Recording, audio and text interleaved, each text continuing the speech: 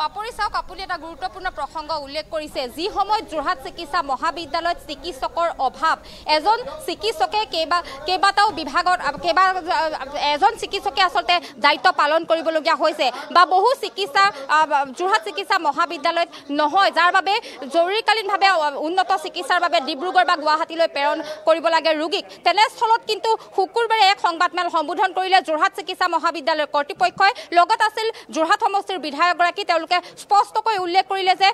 পূজাৰ পাছৰে পৰাই কেইবাবিধ চিকিৎসা সেৱাৰ মাচুল বৃদ্ধি হ'ব আৰু 600 পৰা 6000 টকা পৰ্যন্ত মাচুল বৃদ্ধি হ'ব আৰু সেয়া আচলতে সহজে মানি ল'ব পৰা নাই যোৰহাটবাসীয়ে আজি পুৱাৰ পৰাই আমি ND24 দৰ্শকসকলক দেখুৱাই আছো বিভিন্নজনে প্ৰতিক্ৰিয়া প্ৰকাশ কৰিছে কোনেও এই কথা সহজে মানি ল'ব পৰা নাই আৰু বৰ্তমান যোৰহাট চিকিৎসা মহাবিদ্যালয় চিকিৎসালয়ৰ প্ৰশাসনিক ভৱনৰ সন্মুখত অসম জাতীয়তাবাদী যুৱ ছাত্ৰ পৰিষদে প্ৰতিবাদী কাৰ্যসূচী ৰূপায়ণ কৰিছে মোৰ সহযোগী শশাংকই দেখুৱাইছে এনেদৰে প্ৰতিবাদী কাৰ্যসূচী ৰূপায়ণ কৰিছে অসম জাতীয়তাবাদী যুৱ ছাত্ৰ পৰিষদে যোৰহাট মেডিকেল কলেজ চিকিৎসালয়ৰ মাচুল বৃদ্ধি সিদ্ধান্ত বাতিলৰ দাবী জনাইছে আৰু কোনো কাৰণতে এই যি মাচুল বৃদ্ধি কৰিবলৈ লৈছে সেয়া মানি নলওঁ বুলি উল্লেখ কৰিছে তেওঁলোকে JMCS কৰ্তৃপক্ষৰ বিৰুদ্ধে শ্লোগান দি এনেদৰে প্ৰতিবাদ সাব্যস্ত কৰা পৰিলক্ষিত হৈছে মই পুনে তেওঁলোকৰ লগত কথা পাতিবলৈ চেষ্টা কৰিম যোৰহাট চিকিৎসা মহাবিদ্যালয়ৰ কৰ্তৃপক্ষৰ যি সিদ্ধান্ত পূজাৰ পাছৰে পৰাই মাচুল বৃদ্ধি হ'ব কেইবাবিধ চিকিৎসাৰ কি আচলতে যিটো অধ্যক্ষই যিটো ঘটনা ঘটাইছে আচলতে তেখেতৰ যি দম ভালে যি মই মতালি অসম জাতীয়তাবাদী যুৱ ছাত্ৰ পৰিষদে গৰিহণা দিছোঁ যি অত্যাধিক তেখেতসকলে মাচুল বৃদ্ধি কৰিছে তাৰ তীব্ৰ আমি গৰিহণা দিছোঁ আৰু বিৰোধিতা কৰিছোঁ আৰু এনেধৰণৰ জনসাধাৰণৰ অহিতকৰ কাৰ্য কৰিবলৈ তেখেতসকলে আমি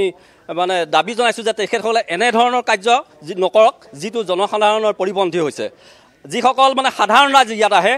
এইখন আচলতে ব্যক্তিগত কাৰোবাৰ নাৰ্ছিং হোম নহয় অধ্যক্ষজনে পাহৰি গৈছে নেকি কোনোবা নাৰ্ছিং হোমত তেখেত ডাইৰেক্টৰ বুলি ভাবিছে নেকি নিজকে তেখেতে ভাবি লওক যে এইখন যোৰহাট চিকিৎসা মহাবিদ্যালয়ৰ অধ্যক্ষৰ পদত তেখেত অধিষ্ঠিত হৈ আছে জনসাধাৰণৰ স্বাৰ্থত চিন্তা কৰিবলৈ তেখেতে বাধ্য হ'ব লাগে কি কাৰণে তেখেতে যিটো 600 টকা গৈ পেলাই 6000 কৰিছেগৈ 3000 টকা কৰিছে কি বুলি ভাবিছে তেখেতে নিজকে তেখেতৰ যিটো মই মাতিলে যিটো দমভালি আৰু সেই দমভালি অসম জাতীয় যুৱ ছাত্ৰ পৰিষদে কেতিয়াও সহ্যও নকৰে জনসাধাৰণৰ পক্ষত থাকি ৰাইজৰ লগত থাকি আজি এই কাৰ্যসূচী আমি গ্ৰহণ কৰিছোঁ অনাগত দিনত ইয়াতকৈ বৃহৎ কাৰ্যসূচী গ্ৰহণ কৰিবলৈ বাধ্য হ'ম আৰু যি আগৰ যি মাচুল আছিলে সেই মাচুলেই ৰাখিব লাগিব আৰু ইয়াৰ বৰ্ধিত মাচুল আমি কেতিয়াও গ্ৰহণ কৰিব নোৱাৰোঁ হয় সকলোৱে কৈছে কেতিয়াও মাচুল বৃদ্ধি সহ্য নকৰে আৰু অধ্যক্ষগৰাকীয়ে কালি স্পষ্টকৈ উল্লেখ কৰিছে যে 15 অক্টোবৰৰ পৰা এই 24 চিকিৎসাৰ মাচুল বৃদ্ধি হ'ব আৰু এটা কথা এইখিনিক ক'ব বিচাৰিছে যে যোৰহাট চিকিৎসা মহাবিদ্যালয় চিকিৎসালয়ত সকলো কিন্তু চিকিৎসা উপলব্ধ নহয় তেনেস্থলত এনে মাচুল বৃদ্ধি কি ক'ব চাওক 2009 চনতে এখন স্থাপন কৰা হৈছিলে আজিলৈকে এখন পূৰ্ণাংগ ৰূপত মেডিকেল কলেজ স্থাপন কৰিব পৰা নাই ইয়াত বিভিন্ন সময়ত ৰোগীক আপোনালোকে দেখিছে গুৱাহাটী অথবা ডিব্ৰুগড়লৈ ৰেফাৰ কৰিবলগীয়া হয় উন্নত চিকিৎসাৰ কাৰণে গতিকে ইয়াত উন্নত মানদণ্ডৰ চিকিৎসাই নাই আচলতে তেনে সন্ধিখনত আজি যোৰহাট চিকিৎসা মহাবিদ্যালয় অধ্যক্ষগৰাকীয়ে স্থানীয় বিধায়ক হিতেন গোস্বামী ডাঙৰীয়াৰ কাষত বহাই লৈ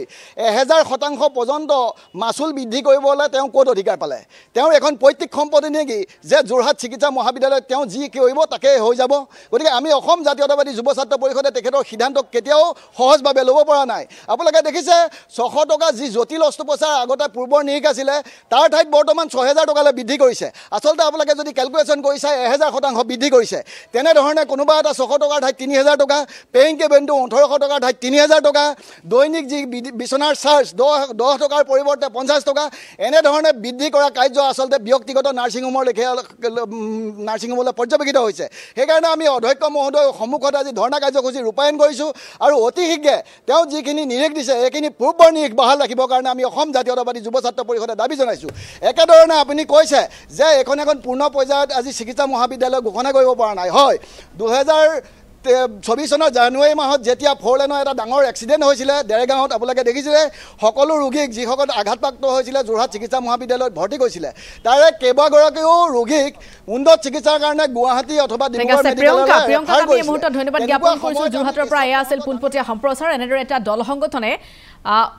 প্ৰতিবাদী কাৰ্যসূচী ৰূপায়ণ কৰা পৰিলক্ষিত হৈছে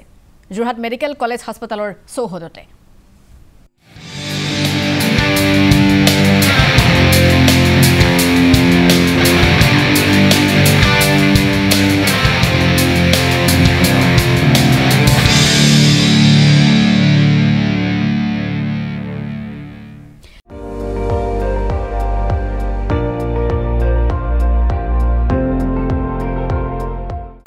আপুনি চাই আছে ND24 সৰ্বশ্ৰেষ্ঠ নহয় সৰ্বোত্তমৰ দৌৰ